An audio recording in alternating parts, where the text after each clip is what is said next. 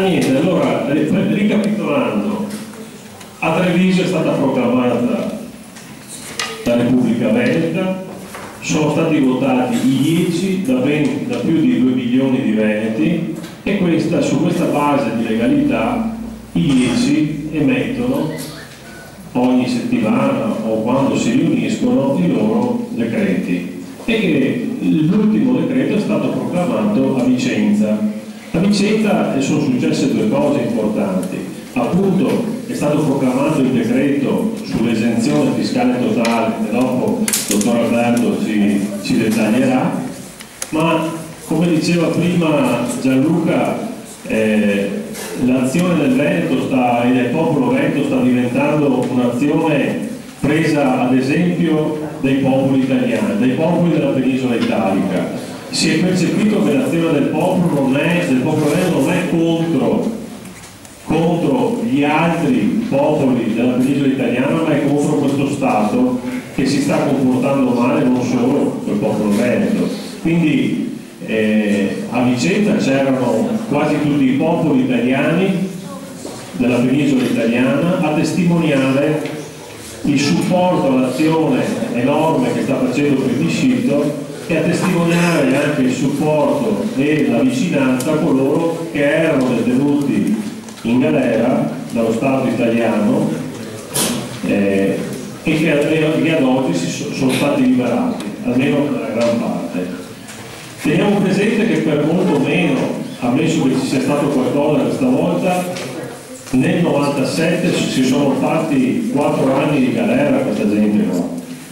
Oggi i tempi sono cambiati, oggi c'è plebiscito e anche dopo la manifestazione di Vicenza che lo Stato italiano si è trovato in difficoltà enorme a sostenere una situazione indifendibile di fronte agli occhi del mondo.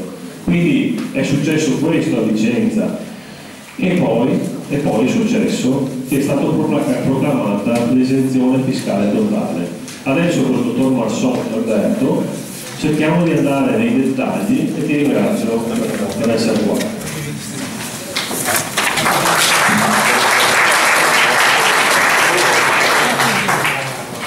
Buonasera a tutti, numerosissimi, come al solito, la materia è scottante e dicono. Allora, io vorrei esordire un attimino, credo che il collega qui destinato alla sala, in questi giorni, in queste settimane, cosa sta succedendo e succederà della fiscalità italiana. Ecco, in modo che poi di conseguenza ci si renda sempre più conto, in modo direi senza alcuna forzatura, in modo del tutto spontaneo, a cosa poi è messo di fronte poi ogni anima di presente a dover scegliere. Brevemente, allora, il cuneo fiscale fatto dal signor Matteo Renzi. Allora, il cuneo fiscale fatto dal signor Matteo Renzi, le fatidiche 80 euro, così questi regali natalizi per 8 mesi, che saranno da maggio fino, quindi saranno 640 euro. Ecco, non sono solo, signori, soldi del Monopoli, secondo non me, ma secondo anche gli illustri studiosi dell'economia. Intanto è un credito d'imposta IRPEF che potrebbe anche essere non voluto da nessuno perché si sente? Si sente? Adesso si sente. Arrivo fino in fondo? Si sente la voce allora fino in fondo? Sì. Stavo dicendo che gli 80 euro così paventati in realtà non sono 80 euro che vengono dati in busta paga a fine mese. Non sono neanche 80 euro che si trovano sul conto corrente ogni mese, ma sono un bonus, un credito d'imposta che potrebbe essere da molti o da una buona parte anche non fruito, perché è una sorta per chi di voi ha fatto ricorso al 50% delle spese di ristrutturazione immobili, 86%, cioè fino a capienza mi potrebbe quell'80% far perdere quelle che sono le altre operazioni, tipo spese mediche, interessi passivi sul mutuo, per cui alla fine potrei vedermi rientrare dalla porta ma vedere perso qualcosa alla finestra. Ma non solo, vi dirò di più, oltre che essere persi in tal senso, adesso non mi soffermo a fare questo tecnicismo che non è questa la sede opportuna, chiaramente annoierei di più, ma anche da uno studio anche della UIL politiche territoriali, questi 80 euro che dopo sono una media, perché chi ne avrà 50, chi ne avrà 70, ma riteniamo che buoni 80, verranno mangiati dall'aumento delle tasse locali, ossia la Tasi, ossia ancora meglio quella che è il contenitore, io dico l'IMU che contiene la vecchia IMU, la Tari, la Tasi. Quindi alla fine, come anche ha detto quello che ritengo a livello numerico e tecnico un ottimo illustre, diciamo, tecnico, economico e fiscale, il dottor Bortolussi del CDA di Mestre, che se ne va tanti, che ne va 15-20 a testa euro 70. Quindi diciamo che è uno specchietto per le rotole. Dopo cosa mi fa il Matteo Renzi? Cosa l'ha fatto? Ha dato il contentino all'impresa battendo il costo lavoro del 0,4%, ossia l'IRAP dal 3,9 al 3,5%. Per cui alla fine quello che ci dà è quello che ci toglie, e voi potete dire ci toglie oltre all'aumento delle tasse locali, Tasi, Italia, anche dall'aumento che lo stesso Renzi ha fatto a livello nazionale, ossia la tassazione delle rendite finanziarie. E che mi ha molto preoccupato, mi preoccupa non tanto io personalmente perché non detengo sfortunatamente queste rendite, però notevole, penso ai più, anche chi poco che danno a fatiche di anni di lavoro dei genitori, dei nonni, dei figli, noi stessi, che hanno messo via il gruzzoletto sotto forma di azioni, obbligazioni, si devono tassare dal 20 al 26 più, c'è un surplus del 6, non da oggi, da maggio, da luglio in poi, ma anche retroattivamente. Quindi il signor Renzi cosa fa? Dà forse 25 euro da maggio e toglie il 6% da anni indietro. Quindi vedete voi se forse è una manovra speculativa economica per far cassa che per essere una legge che aiuta il popolo italiano. Detto ciò, cambiamo il discorso, salto un'altra pillola, adesso vi ho dato questa pillola, adesso ne apro un'altra che è importante. Le tasse locali, infatti, avevo accennato prima, sono l'IMU, che resterà l'IMU, eccetera, per quella che si chiama la prima casa, non è stata soppressa, ma resterà sulle seconde case, con l'aliquota del 2013 per il primo appunto che si deve pagare a giugno, ma lo vi spiegherò, sarà diverso, spero, bisogna, e l'aliquota invece del saldo di giugno che invece sarà sulle aliquote che ogni comune dovrà liberare entro il fine ottobre, 28 ottobre 2014.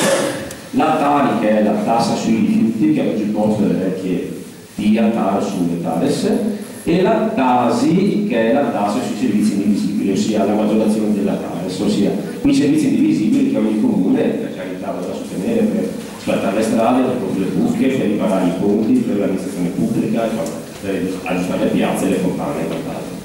Allora, mentre l'IMU, vi ho detto, sostanzialmente non cambierà come aliquote, e quindi saranno tassate tutte quelle che sono le seconde case, tutti quelli che sono i negozi, i capannoni, purtroppo capannoni di gente che sono chiusi, quindi che producono IMU e tasse per il comune, ma che sono non proficui, non sono motivo di reddito entrate per l'imprenditore che quindi porta la cara delle tasse. Non solo, si pagheranno anche la taglia, avrà un'aliquota che non è ancora definita, la vecchia taglia che sarà deliberata comunque in scadenze semestrali da ogni comune, e la Tasi che avrà la stessa base imponibile, quindi la renda catastale moltiplicata per 105 coefficienti dell'IMU, e con le aliquote che sono fissate in un massimo dell'1 per 1000, dal minimo dell'1 per 1000 al 3,3 per 1000, con possibilità. L'importante è che lo Stato cosa ha detto: comune, non mi devi superare, però la sommatoria tra IMU e Tasi non deve essere più alta dell'aliquota massima del comune, che è il 16,6 adesso. Ti do uno 0,8 in più, così puoi andare al 16,4. Tanti comuni potranno anche dire non applicherò la Tasi, o comunque su certe fasce non applicherò, ma staremo a vedere chi lo farà. Temo che col patto di stabilità, adesso che sono presi veramente così comuni, facciano pochi sconti a nessuno. Un'altra cosa, quindi ho parlato di Cuneo, ho parlato di aliquota in posizione comunale locale. Un'altra cosa che mi sta a cuore e che abbiamo affrontato, ho detto delle rendite finanziarie, dal 1° aprile in avanti, non è per finalizzare nessuno, ma siamo ancora purtroppo geograficamente dentro lo Stato italiano, spero per molto poco, stanno arrivando 20.000 lettere dell'editometro. Il dell'editometro è la bellissima comunicazione che l'agenzia credo così. Arriveranno 20.000 lettere del redditometro. Adesso sento meglio. Chiedo scusa. Cosa stavo dicendo? Dal 1° aprile in poi, anche i mesi a venire, arriveranno 20.000 lettere, se ne stimano circa qualche centinaio in Veneto, quindi noi Veneti saremo preparati solo per qualche centinaio, non per migliaia, potrebbe capitare chiunque. Ovviamente sono le imprese, i privati, i pensionati, non sono nessun società per adesso. E cos'è su cosa è basato il redditometro? È basato sulla nostra capacità di spesa, sulle nostre spese che facciamo e quanto dichiariamo. Ossia, se ci discostiamo, se praticamente tanto spendo, tanto dichiaro. Se dichiaro 100 e pago di più e compro di più del 20% di quello che dichiaro, quindi compro 127, sono accettabile. Adesso faccio un esempio di scuola. Se dichiaro 100 e compro 105, non sono accettabile. Ecco, su cosa si comporta? Quali sono quelle spese? Quelle sono le spese certe che possono interessare tutti noi, ossia autodenunce che noi facciamo, il signore di fronte va a registrare il contratto di locazione, quindi va a dire un qualcosa che autodenuncia perché l'affitto va registrato, oppure tutto quanto paghiamo con spese con tracciabilità, mi pago con la carta di credito un viaggio, lascio traccia, mi pago una polizza vita, lascio traccia, pago delle utenze intestate, lascio traccia, vado a pagare in contanti sotto sogli 1.000 euro, un divano da 900 euro, lascio traccia, pago un viaggio da 800 euro, lascio traccia, pago un orologio da 700 euro, ecco, non lascio traccia.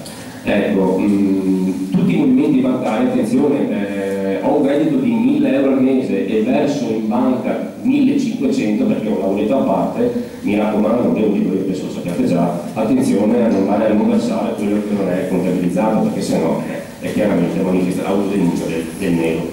Detto ciò, quindi chiudendo il cerchio, quindi cuneo fiscale che non c'è, è un'entrata, è un escamotage, cioè diciamo è una cosa fatta per loro. Le rendite finanziarie sono figlie del cuneo fiscale, quindi sono entrate che si creano loro, il redditometro è la persecuzione continua, studi di settore non ne parliamo perché che sono qua, e la giungla ridicolo dell'imposizione locale di cui ho parlato poc'anzi.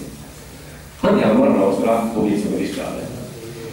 Penso che sono stato un po' tecnico, sono stato un po' così a producello, avendo illustrato queste 4-5 categorie di salassi, vigoli, iniqui e ignobili e illegali dello Stato italiano. Penso che adesso quello che stiamo andando dovrebbe trovare la strada alquanto in discesa e piuttosto spianata. Ossia, il 16 maggio, quindi che ci apprestiamo a vivere fra 20 giorni, poco più, per la maggior parte delle imprese viene la scadenza dell'IVA o trimestrale del mese di aprile mensile. È la dichiarazione sull'imposta indiretta sui consumi, che è la differenza tra l'IVA sulle vendite e sugli acquisti. Qualcuno potrebbe giocare a credito per cui la prima scadenza la salta perché non è toccato questo problema, molti invece devono versare i 10.000, i 700 euro, i 30.000, a seconda del numero d'affari. Allora, cosa succede se io non verso l'IVA il 16 maggio? Succede sostanzialmente niente, nel senso che il 17 o il 18 nessuno mi viene a prendere a casa, neanche il 3 di luglio, neanche il 9 di settembre. Ecco, succede che praticamente il sistema, facendoli semplici, in parole povere, il sistema tributario vigente italiano, lo Stato italiano, funziona così. Ogni anno fanno dei controlli automatizzati in base dove confrontano con la dichiarazione che io spedisco telematicamente ognuno tramite il proprio consulente, associazione di indicatori ASCO, artigiani, e fanno il confronto tra quanto io dichiaro che avrei dovuto versare e quanto effettivamente per il 24 ho versato. Fanno questo controllo incrociato. Sostanzialmente il motivo, lo dice la norma stessa, il controllo incrociato è fatto di due addendi, no? Di due documenti, ossia la dichiarazione dove io attesto avrei dovuto versare 100 e poi vi dico con gli F24 ho effettivamente versato 100, ho versato 30, ho versato 0.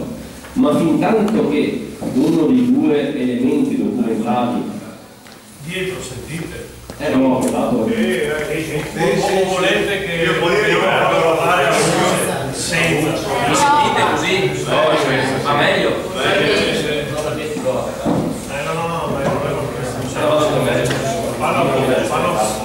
Sì, stavo dicendo, mi sentite? Benissimo. Allora, Allora, è fatto il controllo incrociato del fisco, lo fa tramite due addenti, no? Una dichiarazione che io mando è una dichiarazione di scienza, un'altra dichiarazione che io mando su qui, ok?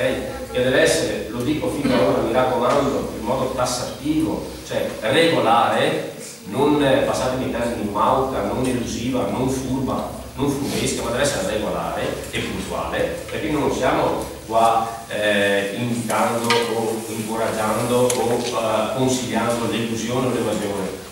Nulla di tutto ciò, che non senta mai dire questa roba qua. Stiamo solo dicendo cosa succede, cioè la tutela, la tranquillità, usando i termini legali italiani, nel non pagare, quindi staccare per qualche mese, un anno, la spina dell'ossigeno verso lo Stato.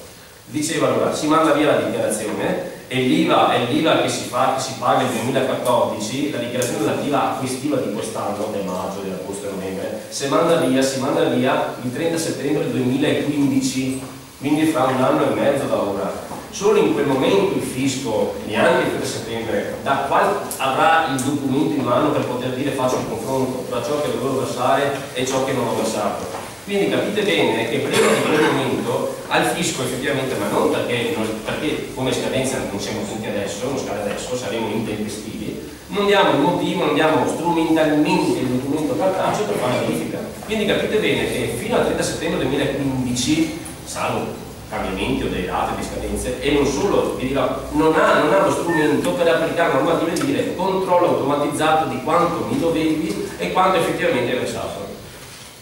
Siamo al 30 settembre 2015, mezzanotte, che scriviamo via la dichiarazione, dico mezzanotte per dire chiaramente prima, e non è che subito il 1° ottobre fanno questo controllo incrociato, lo fanno perché arrivano, signori, milioni di flussi automatizzati, se persone da Dio che ricerca, se macchine, ok, arrivano milioni di flussi da Trento, da Casteltesino a Canicattì, per cui qualitese milioni di flussi, per cui li prendono effettivamente, vengono e non vengono scaglionati, come dire, prima settimana guardano tutto il Molise, poi l'Abruzzo, poi tutto il Veneto, è indistinto, è indivisibile l'IVA, da Cuneo a Canicattì arriva milioni di flussi di dichiarazioni di redditi e dell'IVA. Vengono questi controlli automatizzati tra dovevo versare 10, ho versato 0, ho versato 1, quindi sono in difetto di versamento, arrivano verso maggio-giugno 2016, la busta della pubblica tribunale che vede la sanzione del 10%. Perché capite che il mancato versamento di fra 20 giorni che siamo nel 2014 o di agosto 2014 viene rilevato, o meglio scolato, scoperto, evidenziato, rimarcato fra 2 anni circa. Questo è per l'IVA. E fra 2 anni la Repubblica Veneta si è fatta 14 volte secondo me. Oh no. Ecco, quindi quello che voglio dire, che timore ci può essere, proprio ve lo dico a livello normativo, non c'è nessuna. Qualcuno mi potrebbe dire, mi faccio una domanda, rispondo con una domanda, vedendo che già a settembre non arriva certi versamenti, già, ripeto, non è che se io domani non verso, il signor non versa, cioè il fisco dica, si accorga, è il Veneto che ha regione, che ha fascia del Veneto, tipo il Vicentino, almeno non si deve versare. Lo sanno solo a controllo incrociato per la dichiarazione, non lo posso fare.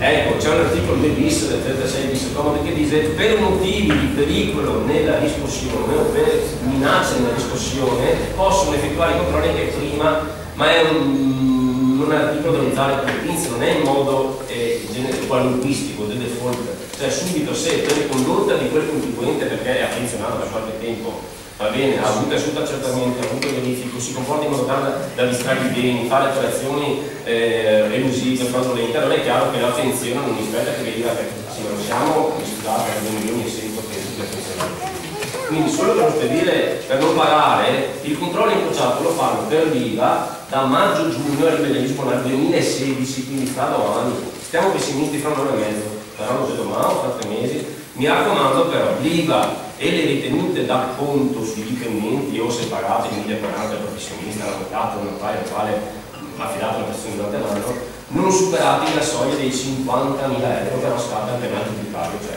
il ravvedimento poi operoso vale amministrativamente ma non sana la violazione penale.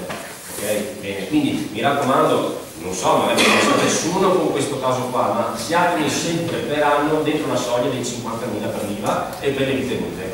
50 penale per 2 anni. Bravissimo, perché il 27 dicembre lo tengo di quindi non avrebbero più comunque giurisdizione, quindi voglio dire, ecco, però se qualcuno mi chiede giustamente per cortezzia professionale non posso dire indistintamente sarà 100.000 euro di IVA, cioè state a 49.900.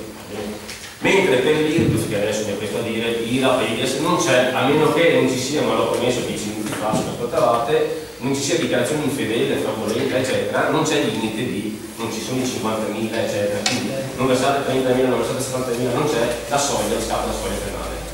Allora, detto ciò dell'IVA, scusate, tenete da conto, l'IRPEF, che penso sia per di più, perché tanti possono essere a credito IVA, ma l'IRPEF sono anche a tutti, l'IRES lo stesso e l'IRAP lo stesso. Va bene, le addizionali comunali, già sappiamo le imposte principali, quelle hanno una tempistica, diciamo, accettativa di verificazione, di sgammatura un po' più veloce, ma non velocissima. Cosa vuol dire? Le tasse che io non pago adesso, e quelle non le pago, le tasse le a giugno, o se faccio le rate a luglio, agosto, ma facciamo che partiamo subito dal 16 giugno, perché siamo primo voluto se non vogliamo fare rate. Le tasse che non pagherò dal 16 giugno sono afferenti, si pagano, come sapete, sempre dal 16 giugno in unica soluzione o in rate, pago il saldo dell'anno prima, il 2013, e l'acconto dell'anno in corso.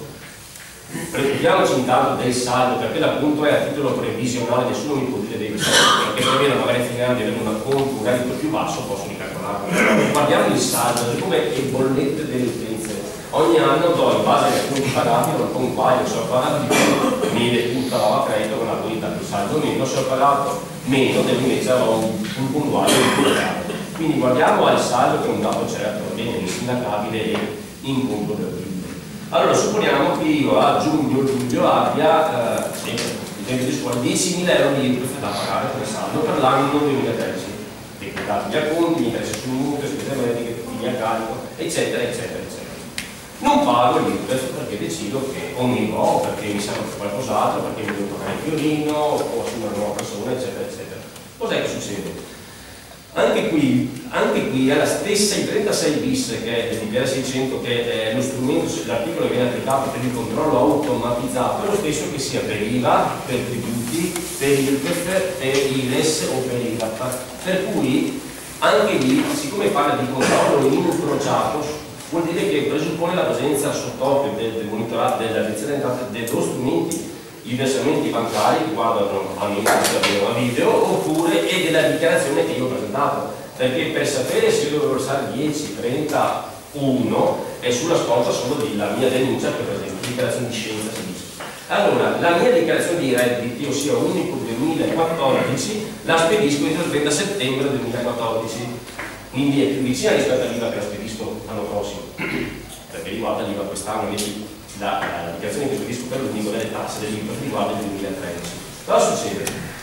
Però il tempo che a livello, diciamo, informatico, di software, di controllo automatizzato, mi ci integra l'agenzia delle entrate, perché ripeto, che sia quest'anno, sia l'anno scorso, sia tra un anno, i flussi sono sempre minimi, in tutta l'Italia non viene mappata per zone, per province o per quartieri, chiaro? Va bene? O per tagli, va bene, tutta l'Italia nel insieme che viene ricevuta un flusso unico dopo qualche 30, qualche 28, qualche 7 settembre, però un flusso nel mese di settembre arriva a milioni di dichiarazioni, 10 milioni di dichiarazioni. Quindi i controlli automatizzati si fanno, riescono a evaderli, passato in questo termine, entro maggio-giugno 2016 e 15. Per cui l'IRPEF che io non pago a giugno o a luglio, agosto, lasciamo stare la dichiarazione di quest'anno, comunque mi viene sgammata o scoperta l'eventuale omissiva o parziale o difettoso versamento non prima del maggio-giugno 2015. Quindi l'IVA andrà a maggio-giugno 2016, ma comunque anche più veloci se comunque non prima di un anno lavorato. Ok? Per cui in ogni caso, stando anche a tempistiche più veloci, lasciamo stare l'IVA che ci dà più ampio respiro, anche a quelle più immediate, diciamo più a breve raggio, sono comunque fra un anno, non sono un anno, sono 11 mesi, quindi non luglio non versa tasse, misea che mi scrive in agosto, a settembre. Anche qui ribadisco quanto detto poc'anzi nel prima, non è che possono fare un decreto anti-veneto, mi spiego. Uno perché non hanno gli strumenti per verificare che 300.000 veneti, 1 milione di veneti non versati, perché ripeto, il mancato versamento si fa sempre in base alla dichiarazione prima del 30 settembre ma non è che, vedete, ci sono milioni di dichiarazioni che arrivano e ci sono 2 o 3 funzionari che si è inventato per il suo orecchio e a fame mezzanotte la mattina. Ci sono macchine flussi, per cui non è che arrivano attenzione o dire un occhiale Solenzi o Padoan di dia un ordine preciso di dire lasciate stare tutte le altre 19-20 regioni, questo è solo bello per sapere, no? Cioè arriva milioni, vengono controllate tutti indistintamente, va bene? Le varie DRE, ok, controllano tutti indistintamente. Per cui milioni di dichiarazioni sono evase, sono controllate, viste, fanno i controlli, incrociati con i versamenti, con vari eventuali compensazioni, crediti d'imposta non fruiti, famiglie eccetera eccetera, vi ripeto, non prima di maggio-giugno per i vendite. Cosa succede? Lo stesso discorso fatto per l'IVA, né più né meno, lascio lì anche lì, mi arriva l'avviso bonario, adesso andiamo alla pratica, alla sostanza, mi arriva l'avviso bonario, mi arriva col postino, va bene, la raccomandata, la mattina del 3 giugno 2015 e devo decidere entro 30 giorni se pagare. Uno dice, ammetto, cioè, non li ho versati prima, li verso dopo, cioè, non è che siano indebiti. Oppure non hanno considerato che io avessi un credito d'imposta o mi sono dimenticato il metodo di indicazione, l'IVA non mi so scaricare a moglie a carico, non so scaricare 10.000 euro di spese mediche, un esempio. Per cui vado lì assieme a parlare di fronte all'ufficio con il funzionario perché mi sgravi l'avviso oppure me lo riduca, oppure se non ho questo da portare, che non ho documentazione che me la abbassi, quindi 10 su cui io ammetto la commissione di colpa, sì, lo pagai prima, decido di non pagarli tutti una volta, non ce li ho. Posso pagare un massimo di 6, un minimo di 6 fino a 5.000 euro di debito a 20 trimestrali o intermedi oltre i 20.000 euro, oltre i 5.000 euro. Quindi capite che supponiamo che mi arrivi 8.000 euro di avviso bonario, posso fare 20 rate trimestrali, giusto? Ecco, trimestrali vuol dire 20 rate, sono 4 trimestri, sono 5 anni, al 10% più l'1, perché adesso l'interesse è passato al 2,5, ecco, più avrò qualche interesse di, andremo al 13, 14.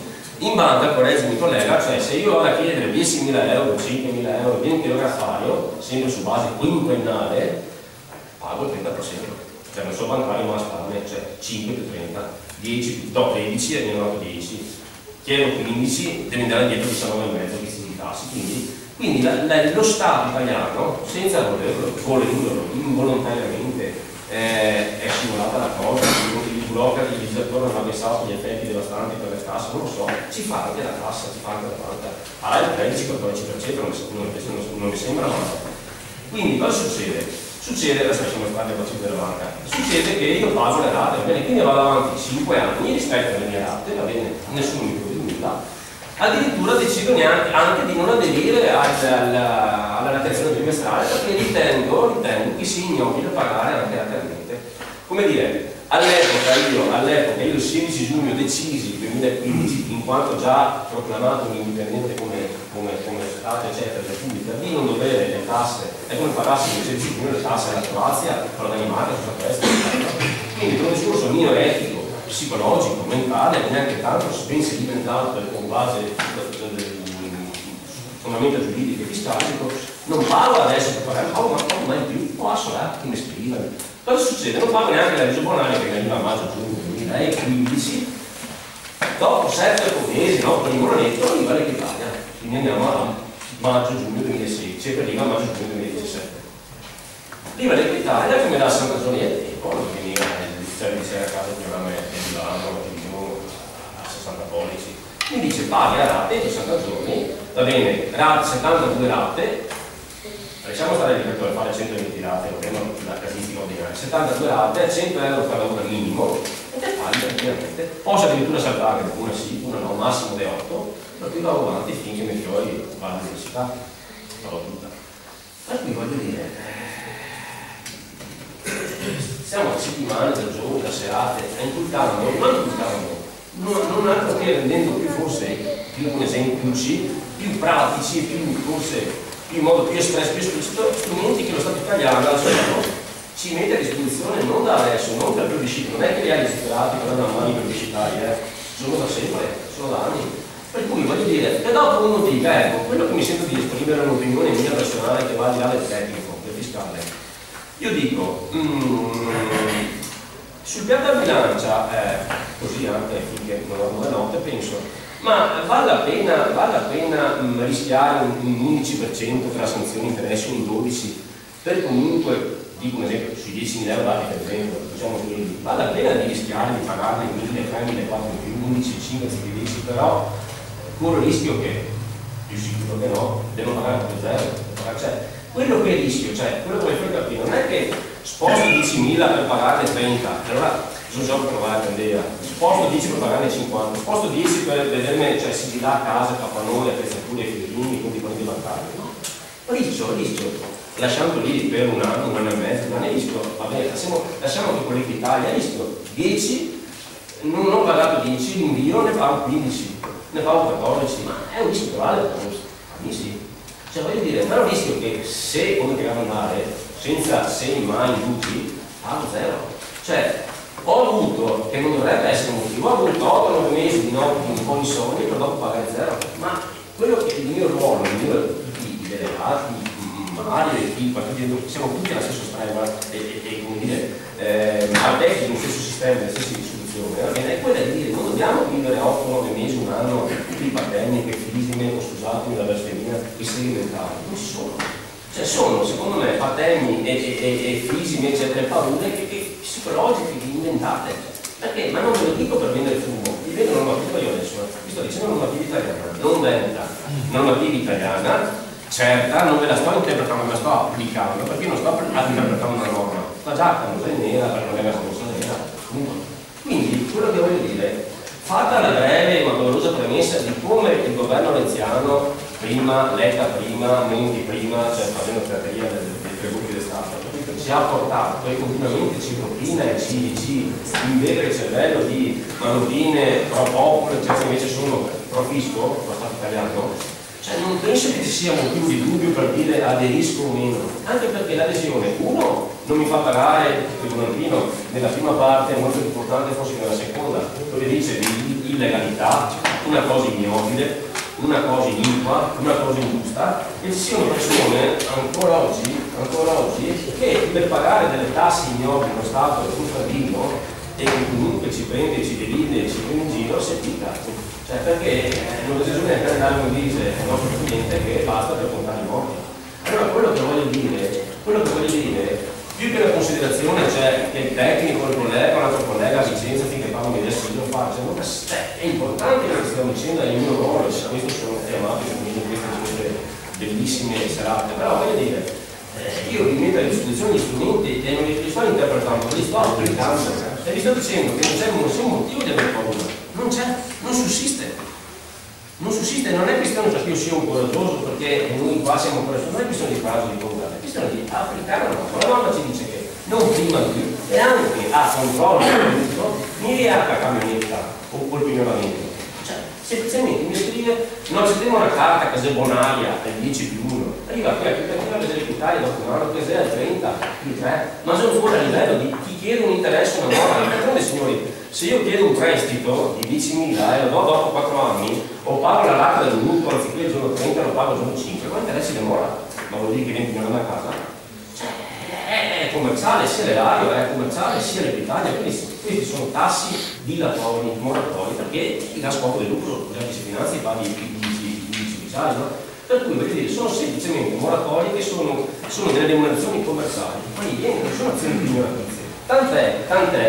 Tant'è, vi tranquillizzo, ma non sono io a dirlo, che quello che deve fare già per le cose in essere, va bene, la prima casa è intoccabile, va bene, la prima casa è inviolabile, va bene, a meno che non sia la prima casa a 1, 8, 9 castelli con piscine, le seconde case, quelle che sono le seconde case di montagna, mi spiace, solo se il debito, corretto il collega, supera i 120.000 euro. Però insomma, cerchiamo di monitorare, per arrivare a 120.000 euro di debito di scrittadoro, prima non si fa su un giorno, secondariamente. Sai che insomma se fa un debito da salvare 120.000 euro per ore, no? È una cosa progressiva per stare. Secondariamente vi dirò una cosa, la prima casa non è più ignorabile. Qualcuno vi dirà, ma ciò, la banca mi ha detto che vuole ipoteca, mese di vali che sono di ipoteca, benissimo, certo chi può ancora ipotecare la prima casa, ma non ignorarla, perché l'ipoteca è una misura cautelativa, cioè io è ipoteca, ma è un'ipoteca che non avrà mai seguito, non può mai essere venduta in campo all'asta in modo forzato. Quindi anche la prima casa venisse ipotecata non è pignorabile, quindi ipotecare una cosa, pignorare vuol dire dare seguito, ma quindi è come dicessi, compro il motorino ma poi già non mi quindi resta una cosa morta, non può avere seguito, va bene? Quindi non può mai essere pignorata anche se ipotecata, ok? Questo è un dato, lo dico, lo dice la legge, non c'è da fare. Per cui voglio dire, i beni, ecco un'altra cosa che penso che qui ci siano diversi artigiani, commercianti e partiti, i beni dell'impresa non possono essere sottoposti a fermo amministrativo, non lo dico io, lo dice la normativa e comunque lo dice consolidata giurisprudenza di merito e legittimità che c'è la Cassazione, cioè i beni strumentali è il fiorino, il furgone, è il bancone compranuovo da 30.000 euro del ristorante, tutte attrezzature supponiamo che fai attività degli impresari edili, non possono essere non possono essere bloccati perché qual è la razza che sottende sotto aspetti dietro? Ovviamente una sola. Mi servono per produrre reddito perché se produco reddito incasso i soldini riesco a pagare le rate digitali, quindi è una cosa diciamo a cascata, non adesso che sì, se no si pare che si fa della cosa. Quindi anche i beni strumentali, il fiorino, se lo ipotecano, ve lo fermano, tranquillamente impugnate la cosa perché va a morire. Cioè, quindi voglio dire, i beni strumentali non si ipotecano. La prima casa non si può toccare, la seconda casa o la terza, quarta, solo se l'evento è sotto i 120.000 euro, l'avviso bonario vedrà una sanzione del 10 più 1 più direttamente al 12 nel 90 più 5 20 anni più 5 anni rate, non parliamo neanche dell'avviso bonario, abbiamo un anno dei cartelli d'Italia, vi dirò di più, ma questo non sono possibile. Veniva la cartella ancora sì, attivi contribuenti ASEA. Bisogna che sollecita e passa sia 7 mesi. Vi dirò di più ASEA, veniva l'intimazione di pagamento, non so se vi sia mai capitato qualcuno, entro i 5 giorni, quasi era aperto. Ma passa un altro anno, non so di aspettare. E tasse del sto anno del 2014 e viene richiesta con cartella esattoriale nel 2017. 2017. Udite in fondo? 2017. Con il turco. E il turco eccolo qua. Il DURC, ecco, domanda pertinente e intelligente. Tra tutte le tasse imposte, di cui anche, scusate se non l'ho detto, ma dopo scontato, ho parlato che sono le piccole, sono la verifiche, gli mutati, tutte le tasse, da mettere in congelatore. Cioè, ecco, andiamo all'INPS e il signore fa una domanda molto intelligente, perché io farei un distinguo, avendo che poi un collega, se magari mi smentirà o non mi confermerà. Allora, l'INPS degli agenti di commercio, l'INPS dei fruttivendolo, l'INPS del bar, della trattoria, di coloro che è difficile che abbiano subappalto, l'INPS del meccanico perché aggiusta a privati o comunque se aggiusta con la ditta ma non subappalto, quello può lasciarlo, gli 800 euro dell'artigiano che non ha appalto subappalto con nessuno. L'INPS dell'impresario edile, l'impresario edile a sua volta che sa magari nella sua vita di avere almeno un appalto, un subappalto, l'INPS invece che l'impresario edile che lavora solo con privati non ha sti problemi. L'INPS del dipintore, l'INPS del claudico, io lo farei effettivamente pagare. Sai perché? Sì. Sai perché? Perché si mette in moto una diatriba privatistica che non c'entra niente nell'altro. Mi spiego, io ti do il subappalto, sono una vita piemontese che non va bene adesso il municipio, mi senti parlare e tu sei veneta, sei di Alba, Conegliano, a prescindere. Non mi presenti un DURC regolare perché risulta negativo, va bene, non ti pago la fornitura. Ma non puoi neanche partecipare alla gara d'appalto, se non hai sto dicendo, non ti pago la fornitura, finché non ti sistemi, dopo è vero che tu dici, vabbè, ma chiedere rata del gioco a debito, pago prima rata e tutto questo. Non volevo che entri una cosa specifica. Io lo pagherei, sai. Sul DURC incide solamente per il DURC negativo, incide solamente l'INPS o anche l'INAI? Anche l'INAI e anche l'IVA su quel lavoro però. Perciò l'ANCO. Mi spiego, sì, ovvio, mi spiego. Se tu hai 30.000 euro di IVA non fai, che mi pongono così e quindi te devi delle domande, non so difficili, ma non è che è come dire, faccio un paragone, do una fila di roba da stirare, camicie, jeans, eccetera, mi stiro stasera, domani, esposto, ma arriverà anche il lungo masi che viene con la stirare. E lo stesso è classico. Non le pago adesso, a settembre, ottobre, ma quando arriverà a giugno, luglio, maggio, ne trovo che visto che sono spostare con il IESO e il 12% di più. No, cioè si sposta, non si paga per non pagare più. Non so se è vero. Cioè, nella psicologia, ieri sono del negozio, adesso per esempio, sulla sponda di qua, va bene, c'è il fiume, devono costruire i bici e a Passerella, no? Il ponte di legno che ci porta alla sponda veneta, che sarà la sponda veneta molto più equa e efficiente. Noi interrompiamo il flusso energetico, fiscale, fin tanto che le creature super belle per noi permette di costruire questo ponte. Ma non è che poi quando siamo arrivati di là i 10.000 euro dell'IVA italiani verranno pagati di là, non ci sono più. Ok? E voi direte, vabbè, ma chi sei che mi dà la certezza di costruire questo ponte? Ma sì, siamo qua stasera. Cioè, quello che voglio dire che non è un sospendere un invio, è un sospendere definitivo, non so se mi ha spiegato, è un sospendere definitivo, è un sospendere definitivo, però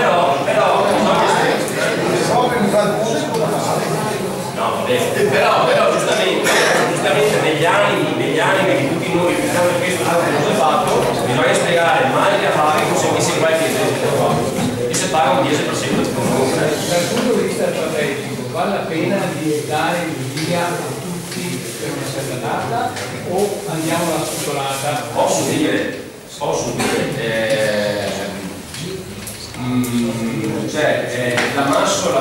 massa critica non si fa il 30 novembre che si non si fa il 16 dicembre non si fa adesso. Ecco, dopo chiaramente uno mi potrebbe dire, perché non va mail, mi dispiace di far parte della prima scadenza 16 maggio perché so che ma chi, ecco, è una cosa che a me sta fuori di precisare, non deve essere un discorso di quanto, tipo 80 IVA da non versare, allora sono un bravo direttore, poi per 100 euro farò fare il monaco che ti pago, no, non vale voi, perché tanti 300 euro fa più di uno grosso, cioè non è i panini grossi che vanno a obiettare i piccioliti che avevi pago, paradossalmente 1 milione di picchi, signori, fa qualche milione di euro. Quindi indistintamente l'obiezione deve essere per quello che è 10.000 per quello che è 300 euro per tutti, perché se no non ha senso. Perché se i piccoli risultati nella mia esperienza professionale, ad esempio qui che ha 500 euro, 700, qui che ha 20.000 di IVA. Per cui il piccolo artigiano, il meccanico, quello che fa IVA fa 200 euro, 450, sì. Però moltiplica qualche milione, ma qualche 150.000 vite a 400 euro di IVA che non fa, cosa ne fa? Dimmi. Più si unisce magari qualche 10, 15, 20 milioni di grossi. Quindi come ufficio territoriale consigliamo di interrompere immediatamente? Sì. Sono assiduo queste serate perché non è che siamo a gennaio, ma attenzione, ma anche tasse locali. E un'altra domanda che mi rivolgono, supponiamo che qui dentro su di X persone siate il 90% privati e il 10% ditte. Il 90% di privati, persone fisiche, dipendenti, pensionati, non potremmo essere protesti. Siamo autotassati, cioè decide il nostro padrone, non siamo obiettivi di noi stessi. Sbagliato. No, nel senso perché ognuno, tutte le tasse locali pagano altri, e a squasse vostre, l'uno di casa vostra, non sai che decide è il datore che ha per quello che mi dico, tutti potenzialmente no, ovviamente la partita IVA ha il B da poter obiettare, altri non solo A, però tutti puoi obiettare. Anche un'altra cosa, è il privato che lavora 18 ore presso una ditta o si pensionato perché ha appartamentini in affitto, quindi non fai a prescindere che sia cellulare secca e adesso non fare la premia, però anche chi che ha un affitto può decidere, è il parole, non decide mica, è l'INPS che dà la pensione e non sta a dichiarare il diritto sugli affitti, decidi che decidi. Per cui anche i privati, se detentori in titolo della sua commissione fiscale, chiaro? E anche che sono sostitutivi di costa per i nostri dipendenti. Anche perché secondo me, non parlando delle tasse comunali, più o meno ancora no, del fatto che potete fare ancora più amico il comune, sarà paradossale un pochettino. Perché che si è detto, chi dice, comunque non dovete andare a rubare che sia cara, e se no, chi è spoca questa era, ma non è proprio così. Perché i comuni, 10 su 10, il fatto è stabilità, che spiega un tesoro come ne puoi spendere. Perché, siccome che a Paletta che ne dava a me fiore, la gara è sua sul solito, ma decido il mio papà quanto per la prima. Lo Stato dice, te 80 milioni di euro, te 80 milioni, ma non te puoi spendere per fare la festa della Chiesa, perché te dico di quando, quindi già c'è fai così. Se anche non venite più, e il comune non è che si incassa trovate, si incassa ancora di più con il dico Stato italiano. Per cui alla fine, paradossalmente, anziché inimicarsi il comune, secondo me si fa alle altri. Per cui Un consiglio che do è di stoppare anche gli imposti comunali. L'associazione professionisti No, è in embrione un'associazione che dovrebbe partire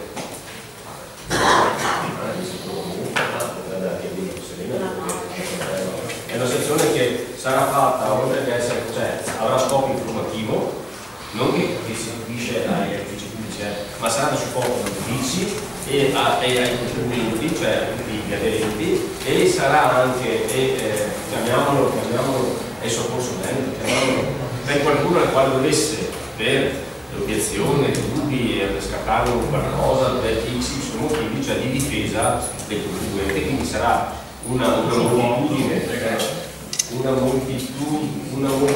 distribuita su tutto il territorio veneto di avvocati, di commercialisti, cioè di tributaristi addetti a ciò, insomma. Per cui quello che si riferiva non perché nasca, perché allora si dà per scontato che debba succedere qualcosa, ma comunque a prescindere, come in tutte queste case, quando si mette un style naturale così, fiscale, tributario, socio-economico, eccetera, sempre bene che sia una struttura che comunque informa, quindi anche non dovesse succedere niente sarà motivo di studio, di congregazione, di fare corsi di aggiornamento, quindi informativi per le persone, che è una cosa lungimirante, non serve solo da me, sono 4 mesi per l'origine fiscale, anche per di difesa deve succedere, dopo modalità, sede, non erano i 10, consigli di 10, però mi sono permesso di dire che è in embrione inizio che si sta nascendo, insomma, quindi rispondo anche alla domanda dell'amico dà sicurezza e che intraprende questa strada. Che è inabinata, non si sormonta, è inabinata quello che diceva la Silvia.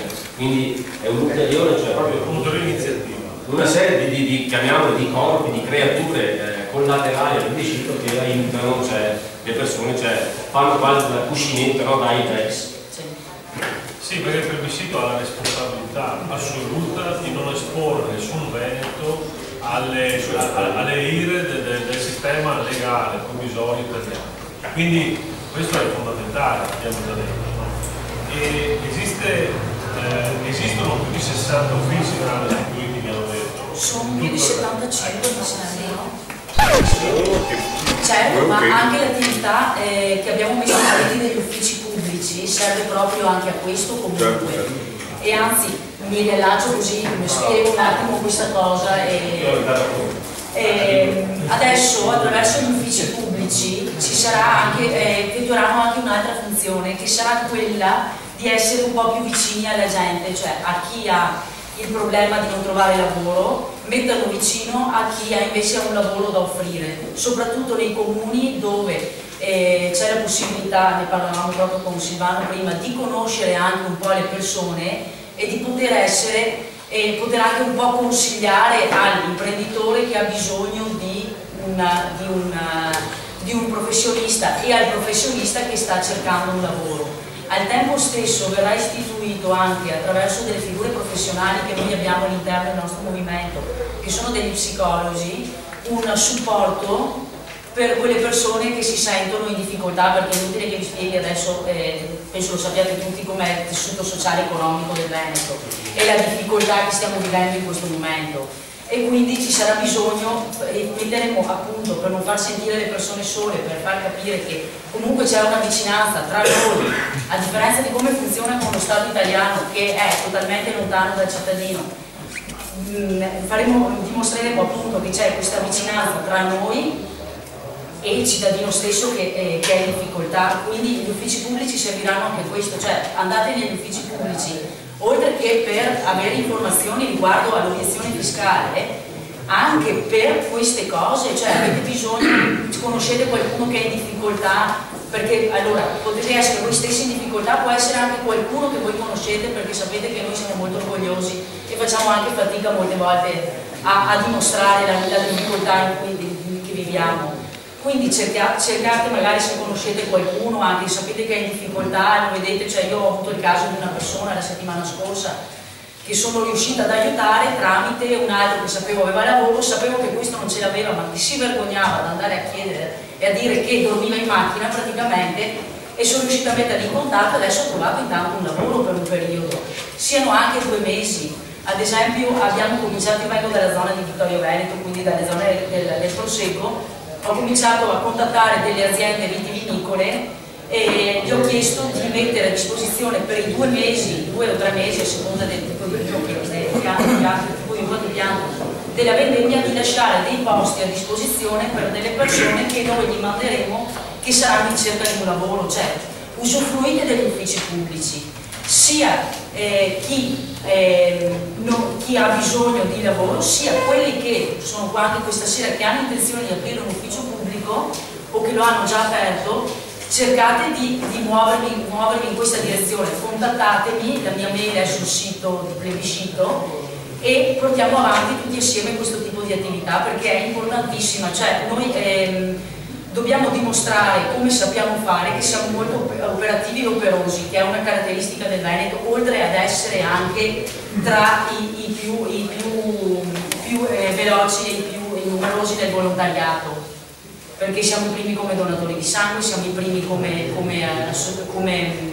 aiuti nei casi del sociale, quindi cerchiamo di mettere in pratica proprio queste cose che abbiamo sempre fatto, e cerchiamo piano piano di usare questi uffici, di usare la nostra operatività a servizio proprio del cittadino, cioè facciamo sentire la vicinanza del cittadino, perché abbiamo un territorio più piccolo da gestire rispetto a quello che è il territorio d'Italia, e dobbiamo gestirlo al meglio, cioè dobbiamo essere vicini alle esigenze del cittadino al 100%.